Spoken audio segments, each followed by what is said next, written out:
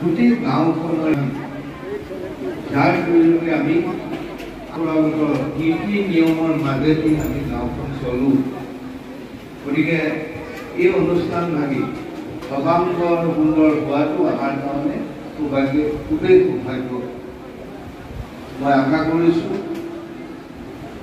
আমি বহুতে কয় কথাবিলাক যে গাঁওখনলৈ আহিলে গাঁওখনৰ পৰিচয় ক'ত, সেই নামঘৰ ভাগি গাঁওখনৰ পৰিচয় ক'ত, গাঁওখনত থকা ৰাজহুৱা অনুষ্ঠান স্কুলখনত তাৰ পৰিৱেশে গাঁওখনৰ প্ৰতিঘৰ মানুহৰ পৰিৱেশৰ কথা ইয়াতে উত্থাপন কৰে।